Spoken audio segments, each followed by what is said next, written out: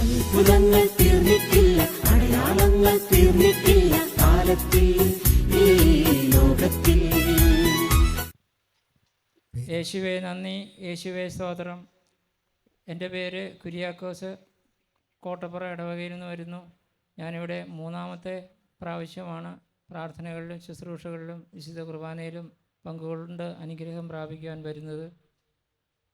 ഞാൻ 2-ാമത്തെ പ്രാവശ്യം, അതായത് കഴിഞ്ഞ ശനിയാഴ്ച സെക്കൻഡ് സാറ്റർഡേ ശുശ്രൂഷയ്ക്ക് ഇവിടെ വരുമ്പോൾ ഞാൻ സാമ്പത്തികമായിട്ട് ഇച്ചിരി ബുദ്ധിമുട്ടിലാണ് പോകുന്നത്. എൻ്റെ കുട്ടികൾക്ക് നേരത്തെ കണ്ണട ഉണ്ടായിരുന്നു. ആ കണ്ണട മാറ്റാനോ ചെക്ക് ചെയ്ത് കണ്ണട വയ്ക്കാനോ നിവൃത്തിയില്ലാത്തൊരവസ്ഥയുണ്ടായിരുന്നു.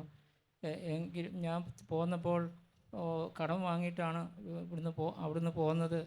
ഇവിടെ പോകുന്ന വഴിക്ക് ഞാനിങ്ങനെ ഈശോയോട് പറഞ്ഞു, ഈശോയെ, ഇന്ന് ഞാൻ പോകുമ്പോൾ ഈ കുട്ടികളുടെ ഈ കണ്ണുകൾ ഡോക്ടർ ചെക്ക് ചെയ്യുമ്പോൾ കണ്ണടയൊന്നും വേണ്ട എന്ന് പറയാൻ ഇടയാക്കണമേ.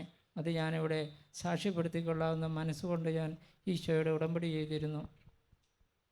എൻ്റെ പ്രധാനപ്പെട്ട നിയോഗം ഇതൊന്നുമല്ലായിരുന്നു. എനിക്ക് കടബാധ്യതയുള്ളതുകൊണ്ട് വീട് സ്ഥലവും വിറ്റ് കിട്ടണം, ഇങ്ങനെയുള്ള നിയോഗങ്ങളായിരുന്നു എൻ്റെ പ്രധാനമായ ആവശ്യം.